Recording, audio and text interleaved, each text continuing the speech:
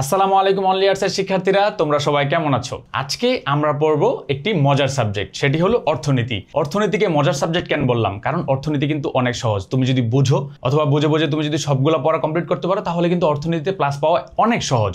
এবং অর্থনীতি কিন্তু তোমরা যখন অ্যাডমিশন পরীক্ষা দিবে, তখন কিন্তু অর্থনীতি থেকে সাধারণ জ্ঞানে জিকেতে 2-3টা কোশ্চেন কিন্তু থাকে। তো তুমি যদি অর্থনীতিটা ভালো করে পড়তে পারো, তাহলে কিন্তু তোমার অ্যাডমিশন টেস্টে অর্থনীতি থেকে কমন আসবে। তো চলো শুরু করা যাক। আজকে আমরা দেখব অর্থনীতি প্রথম পত্রের প্রথম অধ্যায়। প্রথম অধ্যায়টা কি নিয়ে? সেটা হলো মৌলিক অর্থনৈতিক সমস্যা এবং এর সমাধান। ওকে, তাহলে আমরা প্রথমে একটু বোঝার চেষ্টা করি যে অর্থনীতি আসলে কি। অর্থনীতি হলো সীমিত সম্পদ এবং অসীম চাহিদার সমন্বয় সাধনের একটি বিজ্ঞান।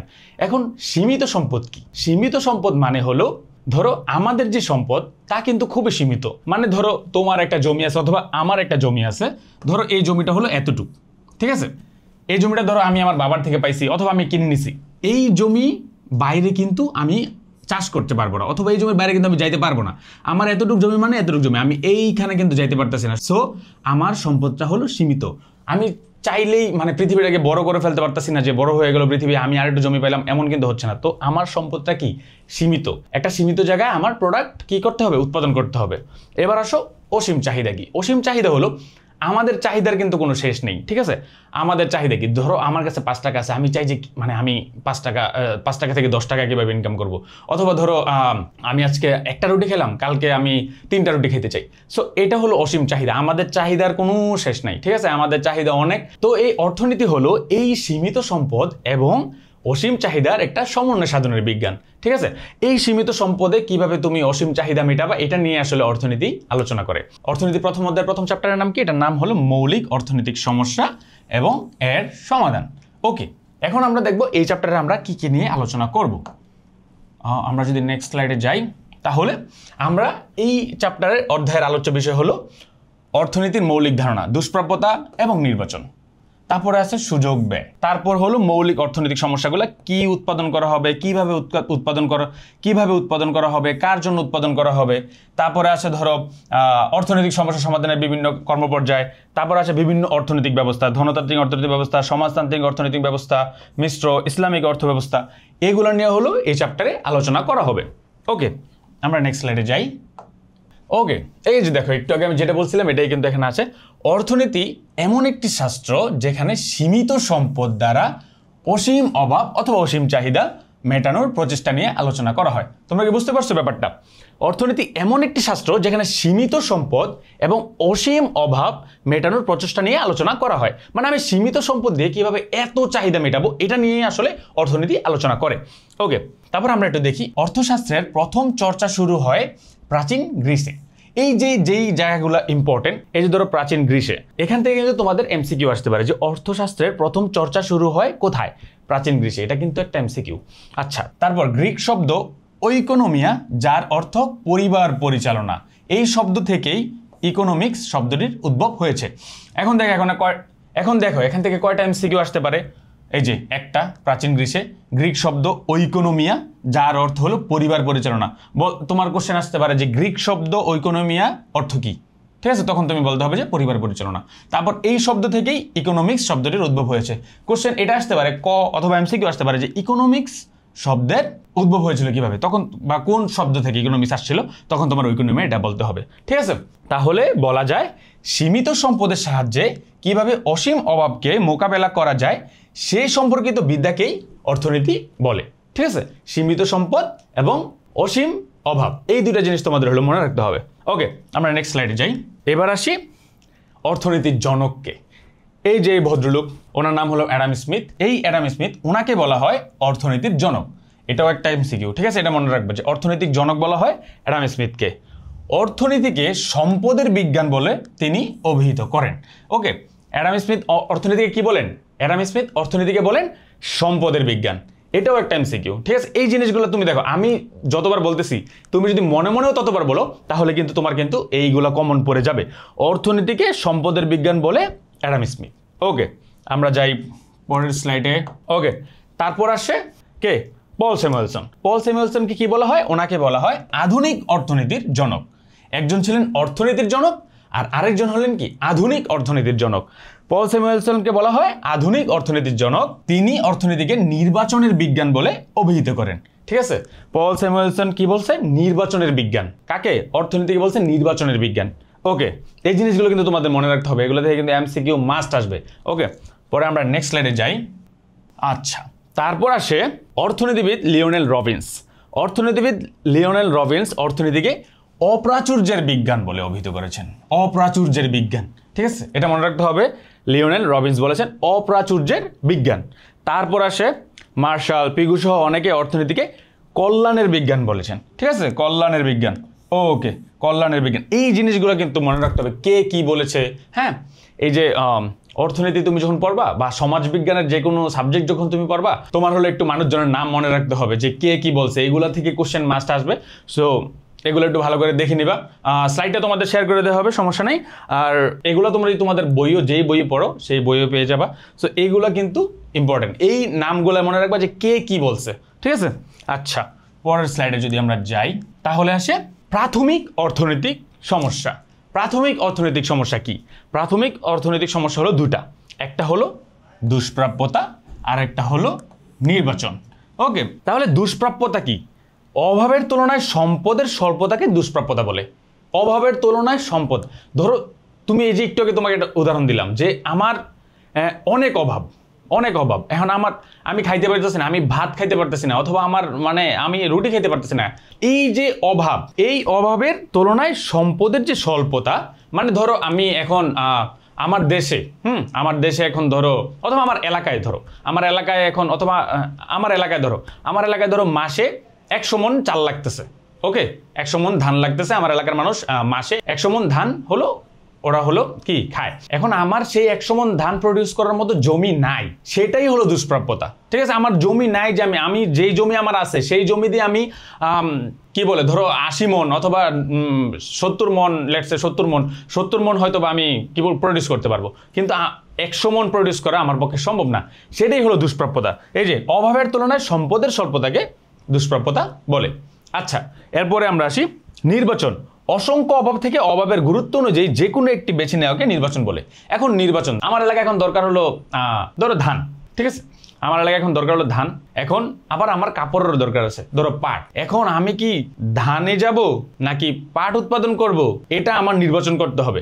আমার কি এলাকায় কি ধান হলো বেশি হচ্ছে, অথবা ধান আমার বেশি দরকার, নাকি আমার পাটটা বেশি দরকার, নাকি আমার গমটা বেশি দরকার, নাকি আমার ধরো তিল বেশি দরকার, অথবা আরো কি উৎপাদন করি আমরা, ধরো শাকসবজি বেশি দরকার। আমার কোনটা বেশি দরকার আর আমার এলাকায় কোনটা বেশি উৎপাদিত হচ্ছে, সেটা হলো আমার নির্বাচন করতে হবে। এই যে দেখো বলছে অসংখ্য অভাব থেকে অভাবের গুরুত্ব অনুযায়ী যে কোনো একটি বেছে নেওয়াকে কি বলে? নির্বাচন বলে। আমরা নির্বাচন করতে হবে যে আমি কোন অভাবটা পূরণ করবো। আমি কি বস্ত্রের অভাব পূরণ করব, নাকি আমি আমার ভাতের অভাব পূরণ করব, অথবা আমি আমার শাকসবজির অভাব পূরণ করবো, আমি কোনটা পূরণ করব, ওইটা হলো আমার নির্বাচন করতে হবে। ঠিক আছে, ওইটাকে বলা হয় নির্বাচন। আচ্ছা, বুঝতে পারছো? তাহলে আমরা পরের স্লাইডে যাই। ওকে, পরের স্লাইডে আছে সুযোগ ব্যয়। সুযোগ ব্যয়টা আমরা পরে আসতেছি, আমরা উৎপাদন সম্ভাবনা রেখাটা দেখে তারপর সুযোগ ব্যয় আসবো। আচ্ছা, তারপর আসে উৎপাদন সম্ভাবনা রেখা। উৎপাদন যে রেখার প্রতিটি বিন্দুতে যখন নির্দিষ্ট পরিমাণ সম্পদ ও চলতি প্রযুক্তির সাপেক্ষে দুটি দ্রব্যের সম্ভাব্য কাম্য সংমিশ্রণ দেখানো হয়, তখন তাকে উৎপাদন সম্ভাবনা রেখা বলে। আচ্ছা, খুবই সিম্পল জিনিস, আমি একটু আগে তোমাদেরকে বলছি নির্বাচন মানে কোন প্রোডাক্টটা নির্বাচন করতে হবে। এখন উৎপাদন সম্ভাবনা রেখাটা হলো, ধরো তোমার এলাকায় বা যে জমি আছে সেই জমিতে তুমি কি উৎপাদন করতে চাও। তোমার ধরো ধান উৎপাদন করো অথবা তুমি পাট উৎপাদন করো। এখন ওই জমিগুলোতে তুমি কি উৎপাদন করতে চাও, কি বেশি উৎপাদন করতে চাও। আচ্ছা, আরো সহজে যদি আমি বলি, ধরো আমি আমার জমিতে কি শুধু ধান উৎপাদন করব, আমি আমার জমিতে কি শুধু পাট উৎপাদন করব, নাকি আমার জমিতে আমি দুইটা মিলে উৎপাদন করব। এটা বোঝার জন্য হলো উৎপাদন সম্ভাবনা রেখাটা অনেক বেশি ইম্পর্টেন্ট। এখন ধরো আমার এলাকায় আমার এই জমিটা আছে, ঠিক আছে, এই জমিতে আমি ধান চাষ করতে চাই। ঠিক আছে, ধান চাষ করতে চাই। এখন আমি ধরো পুরোটার মধ্যে ধান চাষ করলাম। ওকে, কিন্তু সমস্যা হলো আমি চাই যে আমার এলাকায় পাটও উৎপাদন হোক। এখন এই পুরো জমিতে আমার জমি আছে এতটুকু, কারণ আমার সম্পদ কিন্তু সীমিত, তো আমার জমি আছে এতটুকু। তাহলে আমি যদি পুরোটার মধ্যে ধান উৎপাদন করি তাহলে কিন্তু আমি পাট উৎপাদন করতে পারতেছি না। কিন্তু আমি যদি পাট উৎপাদন করতে চাই, ধরো এতটুকু জমিতে আমি পাট উৎপাদন করলাম, হ্যাঁ, তখন কিন্তু দেখা যায় যে আমার ধানের উৎপাদনটা কি করা লাগতেছে, কমায় দেওয়া লাগতেছে। সো এই জিনিসটা হলো উৎপাদন সম্ভাবনা রেখার মধ্যে বোঝা যায়। যেমন আমি যদি তোমাদেরকে দেখাই, এই যে এটা দেখো, এখানে বলছে যে উৎপাদন সংশ্লেষণ খাদ্যশস্য আর ধরো বস্ত্র, ঠিক আছে। এই যে চিত্রটা তোমরা দেখতে পাচ্ছ, এটা হলো উৎপাদন সম্ভাবনার রেখা। এখন আমরা দেখি, ধরো এই যে উৎপাদন সম্ভাবনা রেখাটা হলো এমন হয়, এই আসলো, তারপরে আবার সোজা এখানে গেল, ঠিক আছে। এখন ধরো এই নর্মালি কি হয়, এখান থেকে হলো উৎপাদন সম্ভাবনাটার রেখাটা লেখা হয়। এখন তোমার কোশ্চেনে কিন্তু এটা দেয়া থাকবে, সেই কোশ্চেন থেকে হলে বলবে যে তুমি এটা এখান থেকে উৎপাদন সম্ভাবনা রেখা লিখো। এই যে ধরো বস্ত্র দেয়া আছে, আমি এটাকে বস্ত্র ধরলাম, এই যে এখানে ওরা বস্ত্র ধরলো, বস্ত্র কত 110, হ্যাঁ বস্ত্র ধরো 0 থেকে উঠছে 0, তারপরে 40 লিখলাম, 70, তারপরে 90, 110, তারপর হলো খাদ্যশস্য 0, 50, তারপর হলো 75, তারপরে হলো 100, এই যে 100, তারপরে হলো 110। ওকে, এই উৎপাদন সম্ভাবনা রেখার মাধ্যমে আমি দেখব যে আমি কতটুকু আসলে কি উৎপাদন করতে চাই, বস্ত্র মানে পাট বেশি উৎপাদন করতে চাই নাকি খাদ্যশস্য বেশি উৎপাদন করতে চাই। এখন ধরো খাদ্যশস্য যদি আমি একদম উৎপাদন নাই করি, তাহলে আমি বস্ত্র 110 একক উৎপাদন করতে পারবো। ধরো এটা আমি খাদ্যশস্য ধরছিলাম না নিচেরটা, তাহলে এখানে ধরো 0 আছে, তাহলে আমি যদি খাদ্যশস্য 0 উৎপাদন করি, তাহলে আমি বস্ত্র 110 উৎপাদন করতে পারবো, মানে পুরোটাই আমার কি বস্ত্র উৎপাদন হবে। তারপর খাদ্যশস্য যদি আমি বলি যে না আমার ধানের দরকার আছে, আমি সব পাট উৎপাদন করব না, তাহলে আমি 50 একক ধরো ধান উৎপাদন করলাম। এই যে এখানে 50 একক যখন আমি ধান উৎপাদন করব, তখন কিন্তু আমার জমি যেই পাটের উৎপাদন অথবা বস্ত্রের উৎপাদন সেটা কিন্তু আমার কমে আসবে। এই যে 50 একক যদি আমি খাদ্যশস্য উৎপাদন করতে যাই, তাহলে আমার বস্ত্র নেমে আসছে 90-তে, এই যে 90, তাহলে এই দুইটা হচ্ছে এই বিন্দুতে মিলিত হচ্ছে, ঠিক আছে। তারপর আসে আমি যদি খাদ্যশস্য আরেকটু বাড়াই উৎপাদন, ধরো আমি 75 করলাম, তখন কিন্তু আমার বস্ত্রের উৎপাদন আরও কমলো, কারণ আমি এটা একটা বাড়াচ্ছি আরেকটা তো কমবেই, কারণ আমার জমি তো সীমিত। ওকে, তাহলে 75, এই যে 75 ধরো এখানে আছে তো খাদ্যশস্য 75 আমি যখন করতে যাব, তখন আমার হলো বস্ত্র হলো 70 হয়ে যাবে, ঠিক আছে। এই যে এই বিন্দুতে মিলিত হয়েছে। তারপর ধরো আমি খাদ্যশস্য আরও বাড়ালাম যে না আমি 100 করব, এই যে 100 যখন হয়েছে, তখন বস্ত্র হয়ে গেছে কত 40। ওকে, তাহলে 100 যদি আমি খাদ্যশস্য উৎপাদন করি, এখানে খাদ্যশস্য উৎপাদন করলাম 100, আর বস্ত্র কমে হয়ে গেল 40। এটা হলো এই বিন্দুতে মিলিত হয়েছে।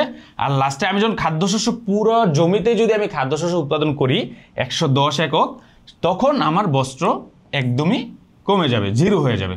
তো এই যে খাদ্যশস্য আমি 110 যখন উৎপাদন করলাম, তখন হলো বস্ত্র কি এখানে। তো সব কটা বিন্দু হলো, একটা বিন্দু, দুইটা বিন্দু, তিনটা, এই যে এখানে একটা, এখানে একটা, এই সবগুলো মিলে যেটা হলো সেটা হলো উৎপাদন সম্ভাবনা রেখা। তোমরা কি বুঝছো আমি যে চিত্র থেকে বোঝাইছি? আবারও আমি বলি, ধরো আমার জমি কিন্তু সীমিত, ওই সীমিত জমিতে আমার উৎপাদন করতে হবে। এখন এটা আমি বস্ত্র, আর এখানে আমার এই যে এখানে আছে বস্ত্র, এখানে খাদ্যশস্য। আমি যদি আমার জমিতে পুরোটাতে বস্ত্র উৎপাদন করি, সেক্ষেত্রে আমার খাদ্যশস্য একদম 0 থাকবে, কারণ আমার তো পুরোটাতে জমি হলো বস্ত্র নিয়ে নিছে। কিন্তু আমি যদি খাদ্যশস্য 50 একক এখানে উৎপাদন করতে চাই, সেক্ষেত্রে আমার বস্ত্র কমাইতে হবে, কারণ মানে একটা জমি তো সীমিত, জমিতে আমি বাড়াইতে পারতেছি না। তারপর আসে ধরো খাদ্যশস্য আমি 75 করলাম, সেটা 70 হয়ে গেল, কারণ কমবে, কারণ আমার জমি সীমিত। তারপর আছে খাদ্যশস্য আমি 100 করলাম, এটা আরও কমে গেল। খাদ্যশস্য আমি পুরোটার মধ্যেই কী করলাম, উৎপাদন করলাম, সেক্ষেত্রে আমার বস্ত্র 0 হয়ে যাবে। এই চিত্র মাধ্যম হলো আমরা কি এটাই দেখলাম যে আমাদের বস্ত্র যখন 110 ছিল, তখন আমি খাদ্যশস্য একদম উৎপাদনই করতে পারিনি, আমার 0 উৎপাদন ছিল।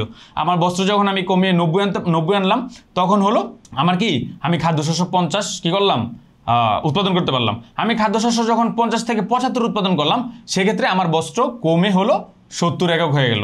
তারপর আমি খাদ্যশস্য যখন 100 একক উৎপাদন করলাম, সেক্ষেত্রে আমার বস্ত্র হলো কমে 40 একক হয়ে গেল। আমি যখন খাদ্যশস্য 110 একক উৎপাদন করলাম, সেক্ষেত্রে আমার বস্ত্র 0 হয়ে গেল। এটা হলো উৎপাদন সম্ভাবনা রেখা। এখন এই উৎপাদন সম্ভাবনা রেখা হলো আমি হলো এগুলোতে উৎপাদন করব। এর বাইরে আরো দুটো বিন্দু আছে, যেমন এটা। এখন ধরো আমি এই আমার এলাকা অথবা আমার দেশ এই রেখায় উৎপাদন করছে। এখন ধরো আমার দেশ হলো এই রেখা এই বিন্দুতে উৎপাদন করলো, তাহলে তার ঘাটতি হবে, কারণ তার কিন্তু আরো বেশি করার ক্যালিবার আছে, ঠিক আছে। সে যদি এখানে উৎপাদন করে, তাহলে সেটাকে বলা হবে ঘাটতি উৎপাদন, সেটাকে বলা হবে কি ঘাটতি উৎপাদন। আর আমি যদি যে না আমি উৎপাদন সম্ভাবনা রেখার বাইরেও করতে যাব, এই যে এখানে আমি চাই উৎপাদন করতে, মানে আমি আরো বেশি উৎপাদন করতে চাই, সেক্ষেত্রে আমার উৎপাদন এত বেশি করা সম্ভব হবে না, কারণ আমার জমি তো এখানেই শেষ, আমি তো এখানে যাইতেই পারবো না। এর জন্য এটাকে বলা হয় অর্জনযোগ্য এলাকা। আমি প্ল্যান করতে পারবো যে না আমি এত এত উৎপাদন করবো, এই যে 110 একক হাইয়েস্ট না, আমি প্ল্যান করলাম যে আমি 200 একক খাদ্যশস্য উৎপাদন করবো, কিন্তু এটা আমার পক্ষে সম্ভব হবে না। কেন সম্ভব হবে না? কারণ হলো এটা অর্জনযোগ্য, এটা এই উৎপাদন সম্ভাবনা রেখার বাইরে চলে যাবে, কারণ আমার জমি তো সীমিত, আমার জমি তো আছেই 100 একক, আমার জমি যতটুকু আছে ততটুকুর জন্য 100 একক হলো, 110 একক হলো পারফেক্ট। এখন আমি চাইলেই এখানে 200 একক করতে পারতেছি না, কারণ আমার জমি সীমিত। এটাই ছিল উৎপাদন সম্ভাবনা রেখা। এখন এর আগে যে সুযোগ ব্যয় ছিল, সুযোগ ব্যয়টা হলো তোমাদেরকে যদি দেখাই, সুযোগ ব্যয়, এই যে সুযোগ ব্যয়। এখন সুযোগ ব্যয়টা হলো তুমি উৎপাদন সম্ভাবনা রেখার মতো বুঝতে পারবা। ধরো আচ্ছা ওইটা দিয়ে তোমাদেরকে আমি আরো বুঝাই। সুযোগ ব্যয় হলো, দেখো একটু বুঝো, একটি দ্রব্যের অতিরিক্ত এক একক উৎপাদনের জন্য অন্য দ্রব্যের যতটুকু উৎপাদন ছেড়ে দিতে হয় সেই ছেড়ে দেওয়ার পরিমাণই হলো সুযোগ ব্যয়। এখন এইটা বোঝার জন্য আমরা যদি ওই পরবর্তী স্লাইডের উৎপাদন সম্ভাবনা রেখাটা দেখি তাহলে আমাদের জন্য সহজ হবে। এই যে ধরো আমি কিন্তু 110 একক হলো বস্ত্র উৎপাদন করতেছিলাম, তখন আমার খাদ্যশস্য ছিল 0, ঠিক আছে। যখন আমি খাদ্যশস্য 50 একক উৎপাদন করতে চাচ্ছি, তখন আমার 110 থেকে আমার 90 একক নিয়ে আসা লাগছে বস্ত্র। এখন এই খাদ্যশস্য বাড়ানোর জন্য আমি এখান থেকে যতটুকু কমালাম, কত 110 মাইনাস 90 কত হয় 20, এই যে 20 একক, এটা হলো আমার সুযোগ ব্যয়। মানে একটা প্রোডাক্ট উৎপাদন করতে গিয়ে আরেকটা প্রোডাক্টের আমি ঠিক যতটুকু ছাড়লাম ততটুকু হলো আমার সুযোগ ব্যয়। তারপর ধরো আমি যখন 75, না আমি চাই যে খাদ্যশস্য 75 হোক, তখন হয়ে গেল কত, বস্ত্র হয়ে গেল 70। এখন এই যে যতটুকু আমি ছাড়লাম 75 করার জন্য 110 থেকে 70 40, এই 40 একক হলো আমার সুযোগ ব্যয়। বুঝতে পারছো? যতটুকু আমি ছাড়ছি একটা উৎপাদন বাড়ানোর জন্য, আরেকটা একটি দ্রব্যের অতিরিক্ত একক উৎপাদনের জন্য, মানে একটা দ্রব্যের উৎপাদন বাড়ানোর জন্য আরেকটা দ্রব্যের ঠিক যতটুকু আমি ছেড়ে দিলাম উৎপাদন, তো ওইটাই হলো আমার সুযোগ ব্যয়। ঠিক আছে, বুঝতে পারছো? ওকে, তারপরে এখানে একটা কুইজ আছে তোমার জন্য। অর্থনীতিকে অপ্রাযোজন বিজ্ঞান বলে অভিহিত করেন কোন অর্থনীতি? Marshall, Robbins, Pigou, Smith. এটা তোমরা কমেন্টে অবশ্যই উত্তর দিয়ে দিবা যে এটা কে করেছেন। একটু দেখে নাও, আবার একটু আমি সরে যাই, একটু দেখে নাও। হ্যাঁ, ওকে, কমেন্ট অ্যান্সার দিয়ে দিবে তোমরা। আচ্ছা, তারপর আমরা যাই অর্থনৈতিক মূল্য। হ্যাঁ, ওকে, অর্থনীতিতে মৌলিক অর্থনৈতিক সমস্যা হলো 3টি। ঠিক আছে, এটাও একটা এমসিকিউ যে অর্থনীতিতে মৌলিক অর্থনৈতিক সমস্যা কয়টি? অর্থনীতিতে মৌলিক অর্থনৈতিক সমস্যা হলো 3টি। কি উৎপাদন করা হবে, কিভাবে উৎপাদন করা হবে, কার জন্য উৎপাদন করা হবে। ঠিক আছে, আমি কি উৎপাদন করব, আমার যে জমি আছে সীমিত সম্পদ, ওই জমিতে আমি কি উৎপাদন করব, কিভাবে উৎপাদন করব। ঠিক আছে, আমি যেই প্রোডাক্টটা উৎপাদন করতে চাই সেই প্রোডাক্টটা আমি কিভাবে উৎপাদন করব। তারপর হলো কার জন্য উৎপাদন করা হবে, আমি কোন শ্রেণীর মানুষের জন্য উৎপাদন করা হবে, কে আমার প্রোডাক্টটা নেবে, কে ভোগ করবে। ওইটা হলো অর্থনৈতিক মৌলিক সমস্যার একটা।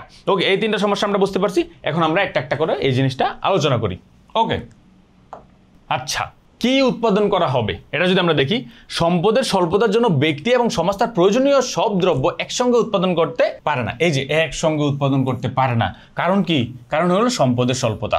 সেজন্য অভাবের গুরুত্ব ও জাতীয় প্রয়োজন বিবেচনায় স্থির করতে হয় কোন দ্রব্য কি পরিমাণে উৎপাদন করা দরকার। এই সমস্যার বিশ্লেষণ উৎপাদন সম্ভাবনা রেখার প্রোডাকশন পসিবিলিটি কার্ভ সাহায্যে বিশ্লেষণ করা যায়। এই যে একটু আগে তোমাদেরকে যখন বলছিলাম যে আমার দেশে অথবা আমার গ্রামে, আমার এলাকায় কি উৎপাদন করা বেটার। ঠিক আছে, এখন আমার লাগতেছে চাল, আমার এলাকার মানুষ, আমার দেশের মানুষ ভাত পাইতেছে না, দোকানে গিয়ে চাল পাচ্ছে না, তাহলে সেক্ষেত্রে কি আমি চালই উৎপাদন করব। আমার দেশের মানুষ কি বস্ত্র পাচ্ছে না, তাহলে আমি কি চালের সাথে আমি কি করব, বস্ত্র উৎপাদন করব। এই যে আমি অভাবের গুরুত্ব অনুযায়ী ধরো নির্বাচন করলাম যে কি উৎপাদন করব, এটাই হলো কি উৎপাদন করা হবে। মানে আমার অভাব অনুযায়ী আমি একটা ডিসিশন নিতে হবে, আমার একটা নির্বাচন করতে হবে যে আমি কি উৎপাদন করব। আমি কি এলাকার মানুষের জন্য ধান উৎপাদন করব, নাকি আমার এলাকার মানুষের জন্য পাট উৎপাদন করবো, অথবা যে কোনো কিছু শাকসবজি উৎপাদন করবো। এটাও তুমি ওই যে উৎপাদন সম্ভাবনা রেখার মাধ্যমে তুমি বুঝতে পারো। একটু যে বুঝাইলাম যে আমি কি উৎপাদন করবো। এই যে তোমাদেরকে যদি আমি আরেকবার দেখাই, তাহলে এই যে দেখো, আমি কি আমার দেশে কি মানে খাদ্যশস্য কি মানুষের বেশি দরকার নাকি বস্ত্র বেশি দরকার? আমি যদি বস্ত্র 110 করতে চাই তাহলে আমার খাদ্যশস্য তো শূন্য হয়ে যেতেছে। এখন আমি কি উৎপাদন করবো? আমি কি দুইটাই করতে চাই, যে খাদ্যশস্য 50 বস্ত্র 90, নাকি খাদ্যশস্য 75 নাকি বস্ত্র 70, খাদ্যশস্য 100 বস্ত্র 40? এই জিনিসগুলো হলো কি উৎপাদন করব ওইটার উপরে, ওইটা নিয়ে আলোচনা করে। ওকে, তাহলে আমি কি উৎপাদন করব, যেটা আমার দরকার, যেটা আমার দেশে দরকার, যেটা আমার এলাকায় দরকার, যেটার অভাব আছে আমি সেটাই উৎপাদন করব। এটা হলো কি উৎপাদন করা হবে। আচ্ছা, তারপর আসে কিভাবে উৎপাদন করা হবে। ওকে, একটা প্রোডাক্ট যে আমি উৎপাদন করব, এই প্রোডাক্টটা কিভাবে উৎপাদন করব, কি দ্রব্য উৎপাদন করা হবে এবং কি পরিমাণ উৎপাদন করা হবে, এই সিদ্ধান্ত গৃহীত হওয়ার পর স্বাভাবিকভাবে পরবর্তী প্রশ্ন আসে কিভাবে উৎপাদন করা হবে। আমি যে প্রোডাক্ট উৎপাদন করবো এটা কিভাবে উৎপাদন করবো। একটি নির্দিষ্ট পরিমাণ দ্রব্য উৎপাদনের জন্য উপাদান সমূহের বিভিন্ন বিকল্প সংশ্লেষণ ব্যবহার করা যায়। ঠিক আছে, যে উপাদানগুলো থাকে একটা জিনিস উৎপাদন করার, সেটা হলো কি বিভিন্ন বিকল্প সংশ্লেষণ ব্যবহার করা যায়। যেমন কোনো নির্দিষ্ট পরিমাণ দ্রব্য অধিক শ্রম এবং কম মূলধন, এই যে দেখো কোনো নির্দিষ্ট পরিমাণ দ্রব্য অধিক শ্রম, এই জিনিসটা খেয়াল রাখবো, অধিক শ্রম এবং কম মূলধন। ঠিক আছে, শ্রমনিবিড় উৎপাদন কৌশল, অথবা কম শ্রম এবং অধিক মূলধন নিবিড় উৎপাদন কৌশল সাহায্যে উৎপাদন করা সম্ভব। ওকে, এই জিনিসটা কি? এই জিনিসটা হলো, ধরো আমরা যেই কিভাবে উৎপাদন করবো, একটা জিনিস আমি উৎপাদন করব, আমাদের এলাকায় ধরো আমাদের এলাকায় শ্রম বেশি আছে কিন্তু আমাদের মূলধন কম, আমরা শ্রমটা বেশি দিতে পারবো কিন্তু মূলধনটা কম দিতে পারবো। সেই ক্ষেত্রে আমাদের কি হবে, এই যে অধিক শ্রম কম মূলধন, কি এটাকে বলা হয় শ্রমনিবিড় উৎপাদন কৌশল। এখন আমি কি উৎপাদনটা কি অধিক শ্রম দিয়ে করব, কম মূলধন দিয়ে করব, তখন সেটাকে বলা হবে শ্রমনিবিড় উৎপাদন কৌশল। নাকি আমি ভাই আমার হলো অনেক টাকা, আমার মূলধন বেশি, আমি মূলধন বেশি দেবো শ্রম কম দিব, সেই ক্ষেত্রে করবো, সেক্ষেত্রে যদি আমি করি সেটা হবে মূলধন নির্ভর উৎপাদন কৌশল। তাহলে কি যেই উৎপাদনে অধিক শ্রম দেয়া করা হয় সেক্ষেত্রে আমরা সেটাকে বলবো শ্রমনির্ভর উৎপাদন কৌশল, এবং যেটাতে অধিক মূলধন দিয়ে করা হয় সেটাকে আমরা বলবো মূলধন নির্ভর উৎপাদন কৌশল। আমরা এটা হলো আইএসও প্রোডাক্ট কার্ভ দিয়ে দেখতে পারি। যেমন ধরো এই যে শ্রম, ধরো এটাকে বলছে শ্রম, এটাকে ধরছে জমি, মূলধন আর হলো শ্রম। এখন আমি ধরো বললাম যে এটা ধরো 5, এটা ধরো 10, এটা ধরো 5, এটা ধরো 10। ঠিক আছে, এখন আমার শ্রম হলো আছে, আমি দেবো 5। ঠিক আছে, আমার শ্রম আমি দেবো 5। এখন আমি যখন শ্রম 5 দেবো তখন আমার হলো কি মূলধন বাড়াইতে হবে, এটা হলো এই আমার মূলধন তখন কি 10, আমার মূলধন দিতে হবে 10, আমি 10 একক, আমি যখন শ্রম 5 একক দিব আমার মূলধন দিতে হবে 10 একক। তারপর আসে ধরো আমি না আমি শ্রম বাড়াই দেবো, আমার পক্ষে এত মূলধন দেওয়া সম্ভব না, তখন আমি ধরো শ্রম বাড়াই দিলাম 10, তখন আমার মূলধন কি কমে হয়ে যাবে 5, তখন আমার মূলধন কম দিলেও হচ্ছে। তাহলে এখান থেকে আমরা বের করতে হবে যে কোনটা শ্রমনিবিড় এবং কোনটা মূলধন নিবিড়। এই যে এখানে দেখো, এইখানে কিন্তু শ্রমটা কম লাগতেছে 5, কিন্তু আমার কি মূলধন কিন্তু বেশি 10, তাহলে এটা কি, এটা হবে এই যে মূলধন নিবিড় উৎপাদন কৌশল। আর এখানে হলো আমি শ্রম বেশি দিচ্ছি, 10 একক শ্রম দিচ্ছি আর আমার মূলধন দিচ্ছি 5, তাহলে সেটা কি হবে, সেটা হবে শ্রমনিবিড় উৎপাদন কৌশল। এই যে এটা হলো এই রেখাটা একটু মনে রাখবা, এই রেখাটা হলো একটু এই যে উৎপাদন সম্ভাবনা রেখার উল্টা। ঠিক আছে, ওকে, বুঝছো এটা কিভাবে উৎপাদন করা হবে। তারপর আসো আমরা যাই কার জন্য উৎপাদন করা হবে। ওকে, এই কোশ্চেনটা অনেক বেশি ইম্পর্টেন্ট যে কার জন্য উৎপাদন করা হবে। ধরো একটা প্রোডাক্ট, এই প্রোডাক্টটাকে আমি কি বলে ধনীদের জন্য উৎপাদন করছি, নাকি একটু মিডল ক্লাসদের জন্য উৎপাদন করছি, নাকি একটু নিম্ন মধ্যবিত্তদের জন্য উৎপাদন করছি, নাকি আমি একদম গরিবদের জন্য উৎপাদন করছি, এটা আমার বুঝতে হবে। ধরো আমি কি একটা সোফা উৎপাদন করব, হ্যাঁ সোফা বানাবো, এখন সেই সোফা তো আসলে অবশ্যই বড় লোকদের জন্য। সোফাতে কি গরিবরা কি মানে ধরো সোফা তো গরিবরা পরে নেয়, আগে তাদের কি যেই ইম্পর্টেন্ট যেই চাহিদাগুলো আছে সেগুলো আগে পূরণ করে তারপরে হয়তো বা সোফার দিকে যায়, বিলাসী পণ্যের দিকে যায়। কিন্তু আমি সোফা যদি বানাই সেটা হবে কি ধনীদের জন্য। অথবা ধরো আমি যদি কি বলে ধান চাল অথবা নুন উৎপাদন করি, সেগুলো হয়তো বা ধরো সাধারণ মানুষ অথবা কি গরিব শ্রেণীর জন্য তৈরি করলাম। এখন কার জন্য উৎপাদন করা হবে সেটা অনেক ইম্পর্টেন্ট। আমি একটা প্রোডাক্ট উৎপাদন করবো, এটা কার জন্য উৎপাদন করতেছি এটা আমার মানে বুঝতে হবে আগে। ঠিক আছে, ওকে, তাহলে উৎপাদিত দ্রব্য সামগ্রী কিভাবে মানুষের মধ্যে বণ্টিত হবে, ঠিক আছে, কিভাবে মানুষের মধ্যে বণ্টিত হবে তা নির্ধারণ করা প্রয়োজন। কারণ মানুষের অভাব পূরণ কেবল উৎপাদনের পরিমাণের উপর নির্ভর করে না, বরং তার সুষ্ঠু বন্টনের উপর নির্ভর করে। উৎপাদিত দ্রব্য সামগ্রী মানুষের মধ্যে এমনভাবে বণ্টিত হওয়া উচিত যাতে সমাজের কল্যাণ বৃদ্ধি পায়। সুতরাং উৎপাদিত দ্রব্য সামগ্রী কিভাবে বন্টন করা হবে তা নির্ধারণ করা প্রতিটি সমাজের মৌলিক অর্থনৈতিক সমস্যা। ওকে, এই কার জন্য উৎপাদন করা হবে, ধরো আমি কি বললাম, এখানে ধরছে গরিব শ্রেণী, এখানে ধরছে ধনী শ্রেণী। এখন আমি একটা প্রোডাক্ট যদি ধরো এখানে আমি দিলাম 5, 10, 5, 10। ওকে, আমি একটা প্রোডাক্ট উৎপাদন করতেছি গরিবদের জন্য 5 একক আর ধনীদের জন্য কি 10 একক। তাহলে এই প্রোডাক্টটা কি হবে, অবশ্যই দামি প্রোডাক্ট হবে, কারণ গরিবদের জন্য আমি কি 10 একক উৎপাদন করতেছি। গরিব শ্রেণীর এটা ধরো গরিব শ্রেণীর লাইন, এখানে এটা হলো এই বিন্দু, আমি এখানে ওই ধনী শ্রেণীদের জন্য এটা 10 একক উৎপাদন করতেছি। হ্যাঁ, ধরো আরেকটা প্রোডাক্ট আছে যেটা একটু মানে ধরো কম দামে, এটা সবার একটু দরকার, সেক্ষেত্রে আমি ধরো ওই প্রোডাক্টটা 10 একক উৎপাদন করলাম। এটা হলো এই বিন্দু থেকে এই বিন্দু যাবে, আর বড় লোকদের ধনীদের জন্য ধরো এটা হলো 5 একক। ঠিক আছে, এটাও কিন্তু উৎপাদন সম্ভাবনা রেখার মতোই। হ্যাঁ, এটাও কিন্তু একটা উৎপাদন সম্ভাবনা রেখা, যে আমি কার জন্য উৎপাদন করতেছি, আমি কি ধনীদের জন্য উৎপাদন করতেছি নাকি আমি কি কাদের জন্য, গরিবদের জন্য, গরিব শ্রেণীদের জন্য উৎপাদন করতেছি। আমি যদি ধনী শ্রেণীদের জন্য উৎপাদন করি, ধরো আমি বললাম যে আমি ধনী শ্রেণীর জন্য 10 একক উৎপাদন করব, তাহলে আমার সেই গরিব শ্রেণীর জন্য সেই উৎপাদন 5 একক করতে হবে। আর আমি বললাম যে না, আমি ধনী শ্রেণীর জন্য বেশি উৎপাদন করব, তখন যদি আমি ধনী শ্রেণীর উৎপাদনটা 10 একক করে দিই, সেক্ষেত্রে কিন্তু আমার সরি আমি যদি গরিব শ্রেণীর উৎপাদনটা 5 একক থেকে 10 একক করে দিই, সেক্ষেত্রে কিন্তু আমার কি হবে, ধনী শ্রেণীর উৎপাদনটা কমাতে হবে। ওকে, আমি 5 একক করতে হবে। বুঝতে পারছো?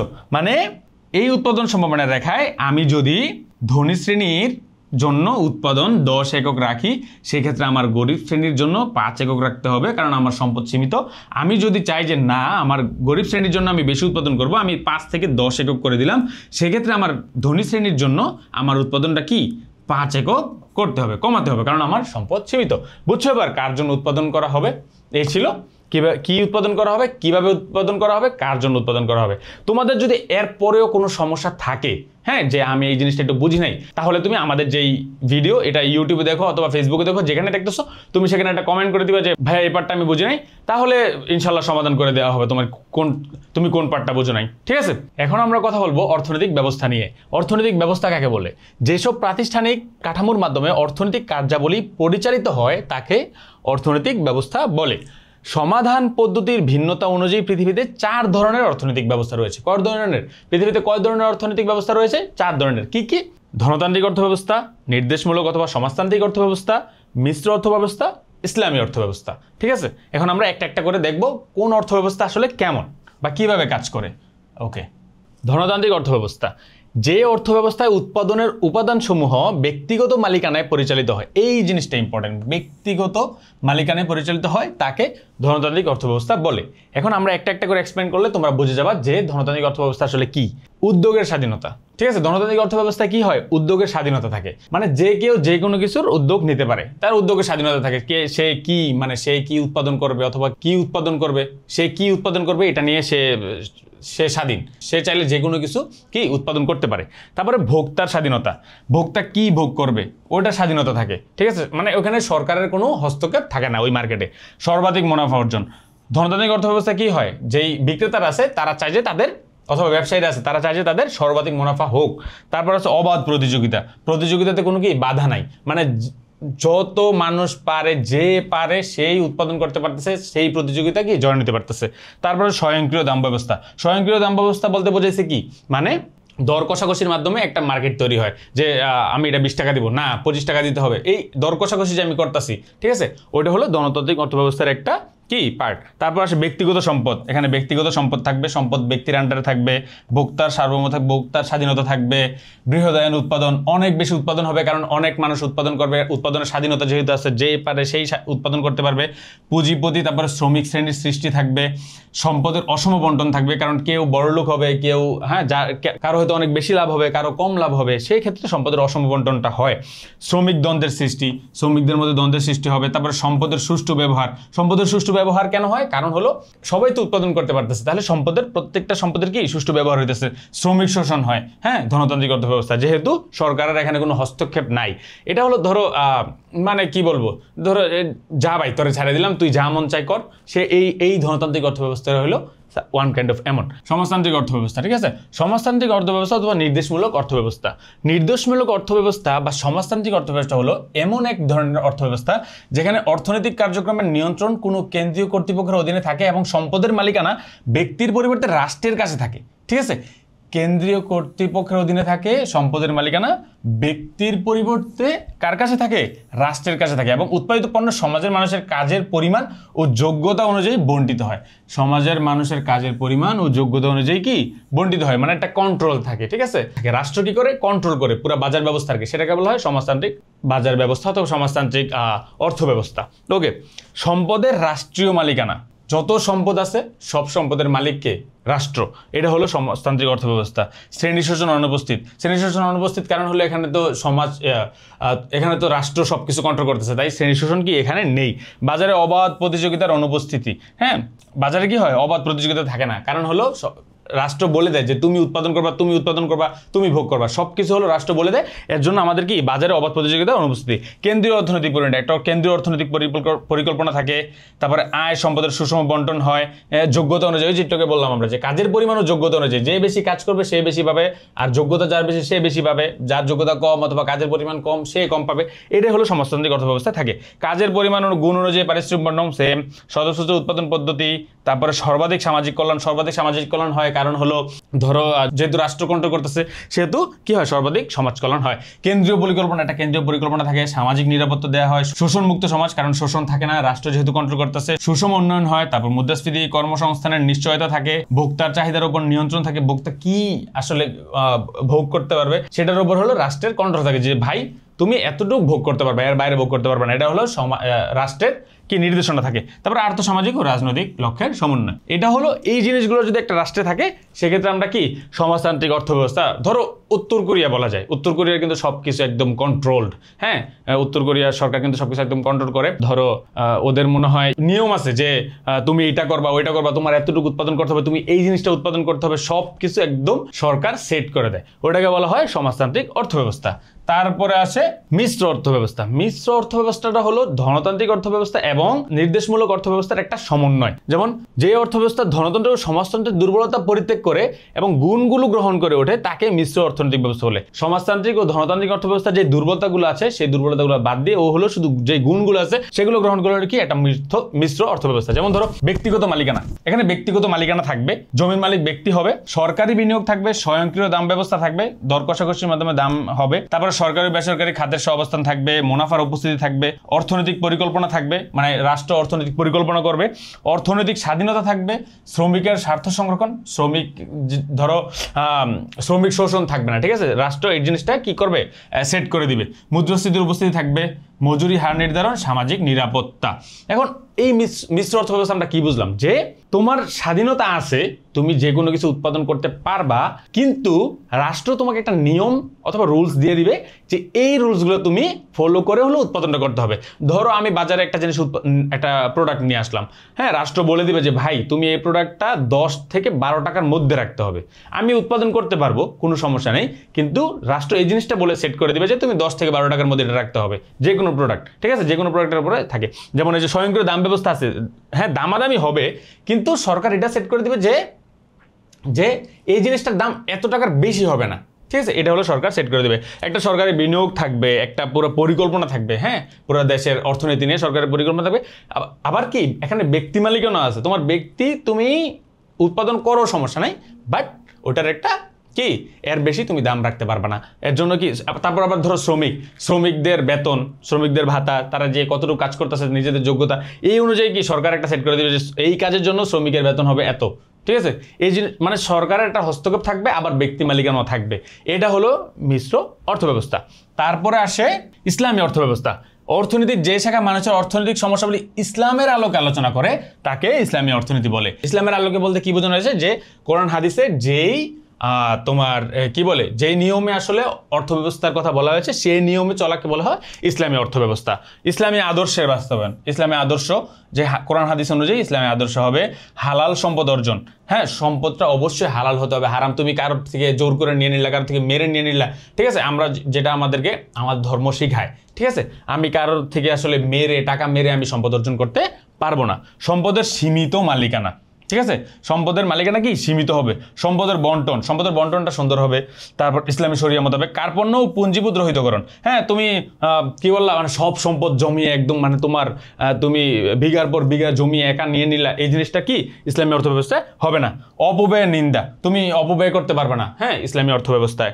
তারপরে সুদ, ঘুষ, মুজদারি নিষিদ্ধ। এগুলো তো আমরা জানি, সুদ, ঘুষ এগুলো হলো কি হারাম ইসলামে। সো ইসলামী অর্থব্যবস্থা এগুলো কি নিষিদ্ধ।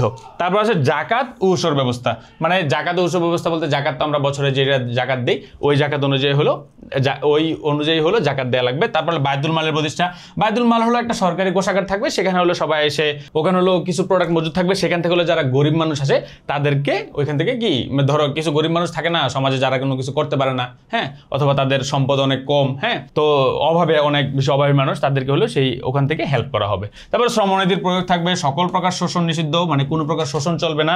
আমরা জানি কোরআন হাদিসে সেটা বলা আছে যে কেউ কাউকে শোষণ করতে পারবে না। সামাজিক নিরাপত্তা থাকবে, সুদ প্রথা নিষিদ্ধকরণ এবং ইসলামী ব্যাংক প্রতিষ্ঠা, সুদ প্রথা নিষিদ্ধকরণ, সুদ হারাম, সো সুদ থাকতে পারবে না। ইসলামী ব্যাংক প্রতিষ্ঠা হবে, কর্জে হাসনার প্রবর্তন, সমাজ কল্যাণ, তারপরে হলো সমাজ কল্যাণ থাকবে, সব নাগরিকের সংরক্ষণ থাকবে।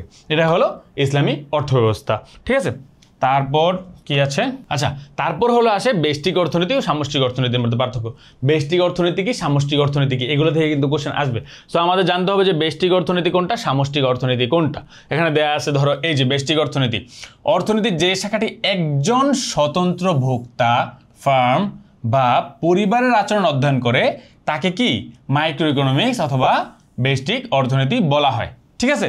অর্থনীতির যেই শাখাটি ছোট ছোট জিনিস নেই, ধরো একটা ব্যক্তির অর্থনৈতিক অবস্থা অথবা একটা প্রতিষ্ঠান অথবা একটা ফার্মের অর্থনৈতিক ব্যবস্থা, এগুলো নিয়ে আলোচনা করে সেটাকে বলা হয় ব্যষ্টিক অর্থনীতি। আর সামষ্টিক অর্থনীতি হলো অর্থনীতির যে শাখাটি সমগ্র অর্থনীতির আচরণ অধ্যয়ন করে তাকে কি বলা হয়, জাতীয় আন্তর্জাতিক উভয়ই, ঠিক আছে। সমগ্র অর্থনীতি বলতে জাতীয় জিডিপি, জিএনপি, সব কিছু যেখানে কি বলে অধ্যয়ন করে, সবকিছু যেখানে অধ্যয়ন করে সেখানে বলা হয় ম্যাক্রো ইকোনমিক্স, ঠিক আছে, ম্যাক্রো ইকোনমিক্স অথবা সামষ্টিক অর্থনীতি। ওকে, আমরা যদি ব্যক্তি দেখি, ব্যষ্টিক অর্থনীতি চাহিদা, সরবরাহ, ফ্যাক্টর মূল্য নির্ধারণ, পণ্যের মূল্য নির্ধারণ, অর্থনৈতিক কল্যাণ, উৎপাদন, ব্যবহার নিয়ে কাজ করে। হ্যাঁ, এই যে তুমি যখন পার্থক্য লিখতে যাবা কোশ্চেন কিন্তু আসবে এরকম যে ব্যষ্টিক অর্থনীতি সামষ্টিক অর্থনীতির মধ্যে পার্থক্য লেখো, তখন তোমার এই জিনিসগুলো আনতে হবে। আর সামষ্টিক অর্থনীতি কি করে, সামষ্টিক অর্থনীতি হলো জাতীয় আয়, বন্টন, কর্মসংস্থান, তারপরে সাধারণ মূল্য স্তর, বিভিন্ন বিষয় নিয়ে কি কাজ করে। তারপর আমরা যদি ক্ষেত্র, এটি অর্থনীতির নির্দিষ্ট বাজার বিভাগ অধ্যয়ন করে, নির্দিষ্ট একটা ছোট একটা ইউনিট নিয়ে কি করে অধ্যয়ন করে। এটি সমগ্র অর্থনীতি অধ্যয়ন করে, সমগ্র পুরো অর্থনীতি কি এটা অধ্যয়ন করে, যা বাজারের বিভিন্ন অংশকে কভার করে। আচ্ছা, তারপর উদাহরণ কি, চাহিদা, সরবরাহ, ফ্যাক্টর মূল্য। আর এটার উদাহরণ হলো জাতীয় আয়, মুদ্রাস্ফীতি, পুরো একটা মানে কি হোল থিং, এটা হলো সামষ্টিক অর্থনীতি। তাহলে আমরা কি বুঝতে পারছি ব্যষ্টিক অর্থনীতি আর সামষ্টিক অর্থনীতি কি। ব্যষ্টিক অর্থনীতিগুলো ছোট ছোট ইউনিট নিয়ে কাজ করে, আর সামষ্টিক অর্থনীতি কি পুরো অর্থনীতি নিয়ে, পুরো দেশের অর্থনীতি নিয়ে অথবা ইন্টারন্যাশনাল দেশ অথবা আন্তর্জাতিক অর্থনীতি নিয়ে কি কাজ করে, হলো সামষ্টিক অর্থনীতি। তাহলে আমাদের মোটামুটি ফার্স্ট চ্যাপ্টারে এগুলোই আছে। তাহলে আমরা কি বললাম, উৎপাদন সম্ভাবনা রেখা বললাম, তারপরে হলো অর্থনৈতিক যে মৌলিক সমস্যাগুলো আছে যেগুলো কি উৎপাদন করা হবে, কিভাবে উৎপাদন করা হবে, কার জন্য উৎপাদন করা হবে। তারপরে আরও দুটো জিনিস পড়ছিলাম যে দুষ্প্রাপ্যতা ও নির্বাচন, তারপরে যে অর্থ ব্যবস্থাগুলো পড়লাম আমরা, হ্যাঁ, ধনতান্ত্রিক অর্থ ব্যবস্থা, নির্দেশমূলক অর্থ ব্যবস্থা, মিশ্র অর্থ ব্যবস্থা। তারপরে যেই অর্থ ব্যবস্থাগুলো আমরা বললাম, ধনতান্ত্রিক অর্থ ব্যবস্থা, নির্দেশমূলক অর্থ ব্যবস্থা, মিশ্র অর্থ ব্যবস্থা, ইসলামী অর্থ ব্যবস্থা, এই জিনিসগুলো হলো তোমরা ভালো করে পড়বা। আর এই ক্লাসে যে তোমরা করলা এই পর্যন্ত, তোমাদেরকে অনেক অনেক ধন্যবাদ এটা করার জন্য। এবং এই ক্লাসে যদি কোনো সমস্যা তোমাদের থাকে, ধরো কোনো কিছু একটা বুঝতেছো না অথবা কোনো কিছু একটা বোঝো নাই, তোমরা ইউটিউবে বা ফেসবুকে যেখানে ভিডিওটা দেখতেছো তোমরা হলো ওইখানে কমেন্ট বক্সে কমেন্ট করে রাখবা, ঠিক আছে। আমরা ইনশাল্লাহ সেই সমস্যাগুলো সমাধান করার চেষ্টা করব। তো এই তো এখান থেকে কোশ্চেন আসতে পারে, উৎপাদন সম্ভাবনা রেখা কোশ্চেন আসতে পারে। তারপরে হলো হ্যাঁ, তোমার হলো অর্থনৈতিক যে ব্যবস্থাগুলো আছে, অর্থ ব্যবস্থাগুলো আছে, সেগুলো থেকে কিন্তু এইচএসসিতে কোশ্চেন আসার সম্ভাবনা অনেক বেশি বা কোশ্চেন আসে। সো এই চ্যাপ্টারটা মোটামুটি ডান এখানেই। তো তোমরা এই ভিডিওটা ভালো করে দেখে তারপরে নিজেরা উৎপাদন সম্ভাবনা রেখাটা প্র্যাকটিস করবা, তারপরে যে অর্থ ব্যবস্থাগুলো এগুলো দেখবা ভালো করে। তো এই তো আজকের মতো এখানেই শেষ করি। তোমরা যারা এতক্ষণ এই ক্লাসটা দেখছো তোমাদেরকে অনেক অনেক ধন্যবাদ। দেখা হবে পরবর্তী একটা ক্লাসে। সেই ক্লাসে আমরা হয়তো সেকেন্ড চ্যাপ্টার শুরু করব, মানে এটা একটা টাইম লাইন থাকবে যে প্রথম চ্যাপ্টার থেকে একদম শেষ করার ইনশাল্লাহ আমরা চেষ্টা করব। সো সেকেন্ড চ্যাপ্টারে দেখা হবে ইনশাল্লাহ। আপাতত এইটুকুই। আসসালামু আলাইকুম।